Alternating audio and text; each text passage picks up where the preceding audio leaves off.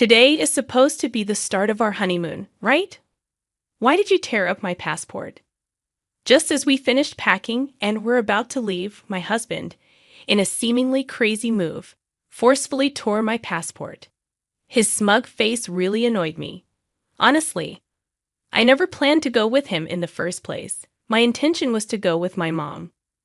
I sensed some tension before we got married, but I had no idea the complicated relationship between my husband and my mother-in-law was this deep. I've never heard of anyone's mother-in-law taking over their honeymoon, at least not in my circle. This unbelievable situation shocked and angered me. But most importantly, I felt really uncomfortable. I started questioning if I made a huge mistake choosing him as my partner. As he brought out scissors and began shredding the passport, I looked at my mother-in-law grinning from ear to ear and thought I needed to get away from here as fast as possible. Unexpectedly, I had the perfect evidence to expose these two. My name is Sarah. I'm 29 years old and have been working for 7 years. Recently, I got the proposal I'd always dreamed of from my boyfriend of 4 years. And now I'm in the middle of planning our wedding and honeymoon. I met my husband after I started working. I've always been the low-key type. And though I had my first boyfriend in college, it seemed he lost interest in the quiet and not-so-exciting me, and we drifted apart. Years passed without me dating anyone seriously until I started working. I never imagined that out of all my colleagues, I'd be one of the first to get married. My husband was a senior at my company when I was a newbie, and he always supported me whenever I struggled with unfamiliar tasks at work. The only guy I dated in the past was a classmate, but there's something about someone 5 years older. I found my husband dependable and trustworthy. When he asked me out on our first date, I was over the moon. I still cherish the dolphin figurine we bought during our first date at the aquarium. When he said he wanted to date with marriage in mind, I felt like I was on cloud 9. We went on many dates, and he proposed to me at the same aquarium where we had our first date. Can I really be this happy? That night, I was so thrilled that I couldn't sleep, and I still remember that feeling. With my head still in the clouds, we quickly decided to visit his parents' home the following week. However, it was during this time that I began to feel uneasy about the idea of getting married. My father-in-law was very kind, but my mother-in-law seemed to disapprove of me, hearing her say, "You could have married someone more outstanding than this plain girl." At our first meeting filled me with doubt and anxiety about our future life together. But I told myself that pre-wedding jitters are normal, right? So, I pretended that everything was fine and continued with the wedding preparations. One day, while discussing our life after marriage, both my husband and his mother assumed I would be quitting my job. Although I once admired the idea of quitting work after getting married, it didn't seem like an option for me at this point. Looking back, I realized that my ongoing anxieties about marriage stopped me from considering leaving the place where I felt most secure, my job. Despite dodging persistent suggestions from my mother-in-law to quit, I decided to continue working at the same company alongside my husband. During our wedding preparations, we disagreed on the timing of our official marriage registration.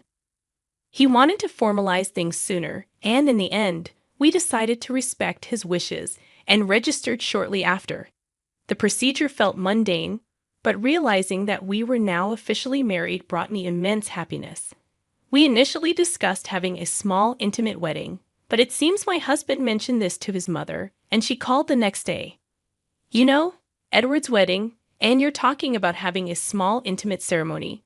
Please don't just say whatever you want. The wedding needs to be grand. I'll make sure it's fitting for Edward. By the way, please keep your guest list minimal, just your parents and close friends. Your friends are probably just as dull, right? They'd make the wedding feel so gloomy and ruin everything." I found myself bombarded with opinions about the venue and the guest list. It was infuriating that she felt she had the right to dictate so much. Despite having a lot to say, I convinced myself that maybe this is just how weddings go and decided to invite only my parents and close friends, as my mother-in-law wanted. However, my mother-in-law's interference didn't stop at the guest list. She had opinions about the program, entertainment, decorations, and food. Following her suggestions would push us way over budget. Initially, Edward's family had agreed to cover half of the wedding costs, but somehow that changed, and now it was, weddings are for the bride, leaving us significantly over budget. I had to cover all the additional expenses she wanted, so the wedding turned into a lavish affair, quite the opposite of the simple ceremony I had envisioned. I tried to make some cost-saving changes without her knowledge, but she scolded me, claiming, "It looks cheap because you didn't do as I told you." I thought I would finally get some distance from her after the wedding, but my husband did something unimaginable. Despite my frustration with her interference in the wedding, and despite my desire to keep my distance from her, my husband insisted we live with her. Our new place, for which we had already signed a lease, was canceled without my knowledge. All my belongings intended for that place were redirected to my husband's family home. I was speechless, shocked by how everything had been decided without consulting me. I had handled all the wedding planning, and even when I warned Edward that meeting all of her requests would exceed our budget, he ignored me.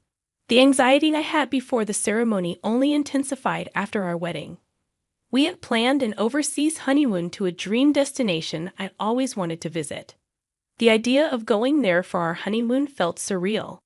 However, my growing unease with Edward, who was acting suspicious, and the prospect of living with my mother-in-law upon our return dampened my spirits. Despite our wedding preparations, Edward wasn't cooperative about the honeymoon planning. Strangely, he took charge of booking the flights and hotels. I assumed he had chosen a romantic hotel for our honeymoon stay, and was excited as usual. Even though I had to cover all the expenses, the pre-wedding excitement made me grateful that Edward was contributing, even if just a little. Little did I know that this was a foreshadowing of a shocking event. The wedding ended, and amidst the chaos, our honeymoon day arrived. Despite lingering feelings about the wedding and the upcoming cohabitation, I was determined to shift gears and enjoy the trip with the man I loved. As I woke up in the middle of the night to get ready for our flight, Edward dropped a bombshell. With an air of casualness, he said, "Sarah, I'm going to go with my mom," just as I was double-checking our luggage. I was shocked and couldn't grasp what he had just said. "What are you talking about? It's our honeymoon, not just any trip. Why would your mother be joining us? Plus, we've only paid for 2 flight tickets and the hotel." Visibly shaken, I tried to make sense of his reasoning when Edward hit me with another surprise. "I never mentioned going on this trip with you, did I? Don't be ridiculous.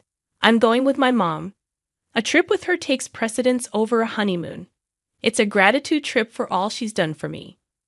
You stay here and prepare the house by cleaning every nook and cranny." With that, Edward forcibly tore apart my passport that I had entrusted to him. I was in disbelief, unable to say a word, just witnessing my passport being destroyed. At that moment, my fully made-up mother-in-law barged into our room without knocking. "Edward, are you ready?" Seeing her, Edward's face lit up. "Yeah, we're good. Finally, we can go on this trip without any interruptions." They both shared a gleeful laugh, leaving me utterly repulsed. I realized I was about to marry an absolute nightmare. While I had been contemplating how to get along with my mother-in-law in our upcoming married life, this exceeded my wildest thoughts. "I understand now the kind of people you two are." I couldn't help but speak out, but my words seemed like nothing more than sour grapes to them as they laughed heartily and left together.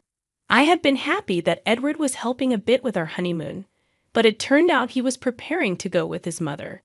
He had taken charge of the flight and hotel bookings willingly because he was booking everything under his mother's name from the start, and he dumped all the costs on me. The betrayal from my husband was a heavy blow, but my anger overshadowed the sadness.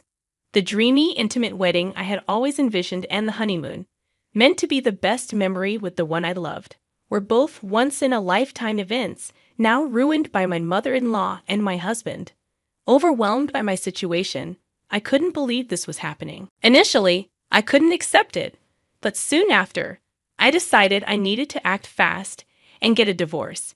Interestingly, I had something that would be useful for the divorce. Initially, I started recording with the intent of preserving memories of the most significant events of my life, my wedding, and honeymoon. Since the wedding preparations, I had been recording audio, capturing various moments. What started as a pure desire to cherish our wedding memories gradually turned into documenting my mother-in-law's malicious actions and harassment. I often thought of quitting, assuming I'd probably never watch these recordings again, but it's ironic how useful they turned out to be. Just a few days ago, I had moved in and was still unpacking. Now, I began to repack my stuff. Ironically, I hadn't opened much, so packing was done in no time. I wondered if my husband and his mother were at the airport by now. The very thought filled me with indescribable anger, so I tried not to dwell on it. Despite only being there for a few days, I wanted to erase any trace of my presence in that house, so I cleaned thoroughly. While cleaning the living room, I stumbled upon something shocking. It was evidence that my husband was embezzling money from his company. Given his position in charge of company sales, he was reporting lower earnings to the company and pocketing the difference. And apparently, his mother was in on it too. She had meticulously noted the actual sales, the amount pocketed by my husband, and even listed all the luxury bags, clothes, and shoes he had bought for her with that money. It was a significant amount. Leaving such a diary in plain sight in the living room, I really couldn't fathom what they were thinking.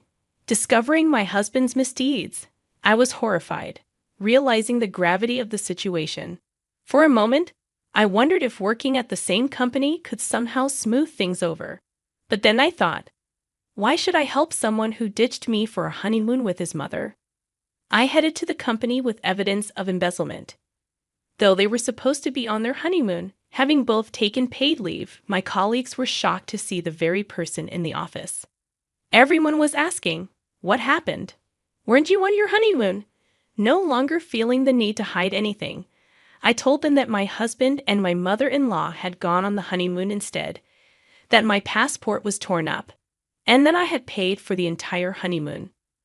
My colleagues, superiors, and boss were shocked and angry at my husband. I expressed my gratitude to my concerned colleagues and headed towards the executive area of the company.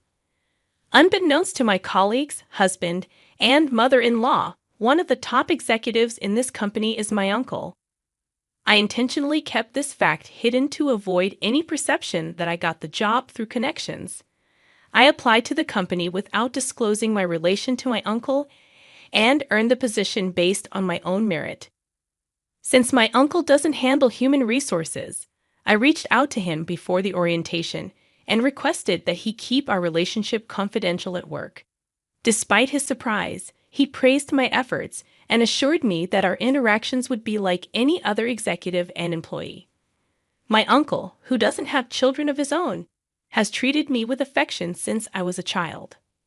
Until elementary school, my sisters and I went on several trips with just my uncle. During my childhood, I would sneakily ask my uncle to buy things for me, leading to scoldings from my parents. That's how much he adored me.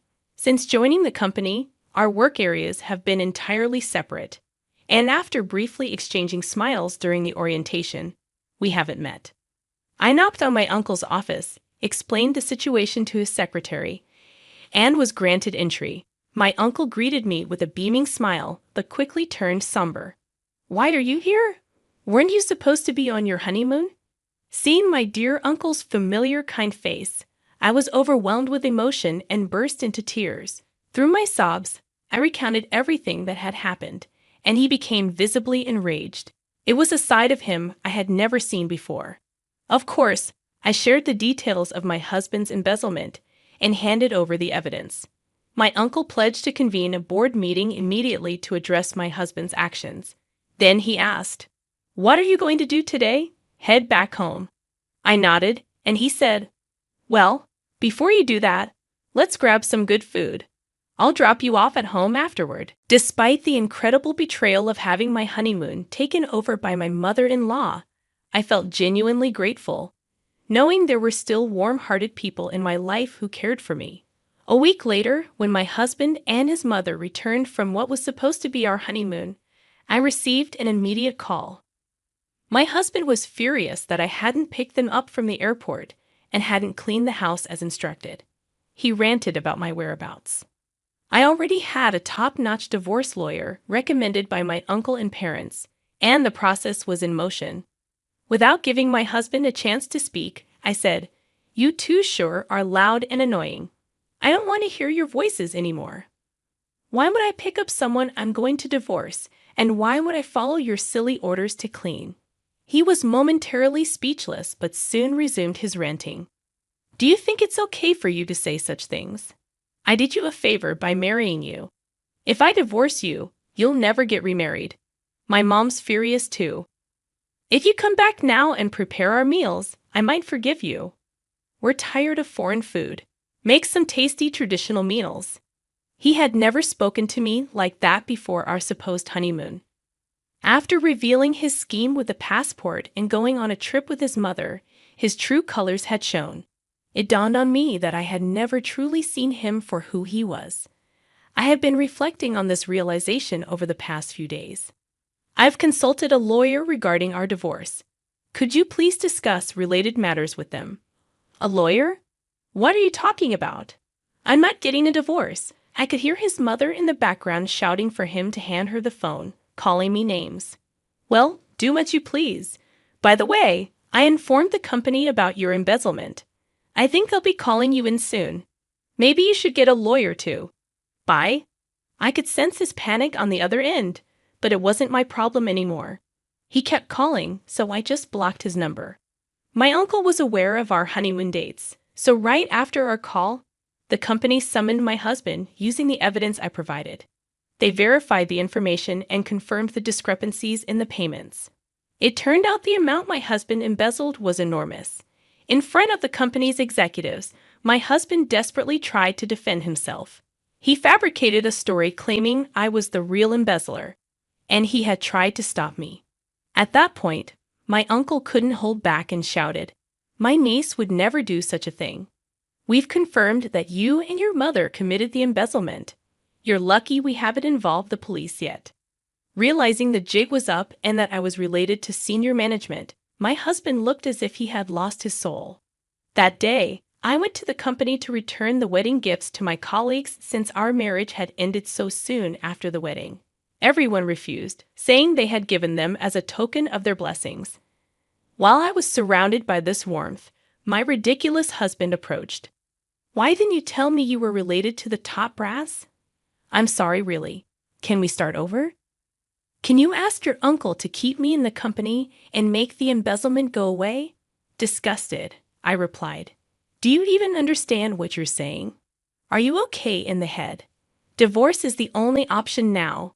Reflect on your actions and face the consequences." Having said that, I pushed him away, but he must not have had anywhere else to turn. He clung on desperately. Watching this, my colleagues called security, who dragged him away. He was fired immediately. Regarding the embezzlement, it seems the company is seeking damages from my husband. After finding out about the whole situation, my mother-in-law repeatedly tried to contact my family. However, once she consulted my sensible father-in-law, the calls stopped. I had always wondered why my sensible father-in-law had even allowed our honeymoon in the first place. But when he later came to apologize, admitting his mistake, I understood. After hearing his side, he had believed my mother-in-law was going on a domestic trip with her friends. He was looking forward to a week without my nagging mother-in-law, who was always badgering him about shopping and wanting to dine out, thinking it would be like a little slice of heaven. Then I came home. After hearing about the ridiculous actions of those two, my father-in-law agreed I should return to my parents' home and even helped me pack. At the time, our emotions were high, and without discussing much else, I just went back to my family home. Knowing how genuine, kind, and rational my father-in-law is, I'm sure he would have stopped all this if he had known. He was the only reasonable person I could trust in that house. Although I was the victim, the thought that my honeymoon had been hijacked by my mother-in-law was incredibly embarrassing. I contemplated resigning from my job, and my parents suggested taking a break from work for a while. However, my uncle, considering that work might serve as a distraction, discussed it with the CEO. They arranged for me to be transferred to a branch office. The divorce process with my husband went surprisingly smoothly, thanks to an excellent lawyer. Later, I discovered my father-in-law's involvement. When planning our wedding and discussing expenses, it turned out my husband had almost no savings. My in-laws, an average working-class family with my mother-in-law's wasteful spending habits, had minimal savings, as my father-in-law ruefully mentioned. Considering the short duration of our marriage, the alimony was substantial, and surprisingly, my father-in-law sold the family home to cover it. Their home was not in a city center, but in a close-knit community. On the day I was supposed to leave for our honeymoon, I returned to the family home, luggage in hand, and with neighborhood gossip in play, rumors quickly spread. The stories grew exaggerated, making living in that area unbearable. Initially, my mother-in-law, always concerned about appearances, approved of our marriage because both my husband and I worked for prominent companies, a status symbol for her. Now, with rumors circulating due to her actions, she likely couldn't bear to live in that house. My father-in-law probably also felt responsible for covering the damages from my husband's embezzlement. While I hold nothing but disdain for both my husband and mother-in-law, I genuinely feel sorry for my father-in-law. After being fired and ordered to pay damages, coupled with my not returning as he hoped, my husband apparently suffered a mental breakdown, unable to work. He seems to be moping around in a small apartment he moved to. Seeing her beloved son so downcast, my mother-in-law also retreated, becoming reclusive. As my father-in-law told me, he was, in fact, fed up with my mother-in-law and considering divorce, not wanting to spend his later years with her. He asked if I could introduce him to the lawyer I had used. I immediately contacted my uncle, who got in touch with the lawyer. It might take some time, but I hope my father-in-law can live the life he wishes. Thanks to the intervention of the company's CEO and my uncle, I was transferred to a branch office where I'm surrounded by colleagues and superiors who have been incredibly supportive. I'm eternally grateful to my uncle. The only regret I have is missing out on the country we planned to visit for our honeymoon. Once things settle down, I hope to take a relaxed trip abroad.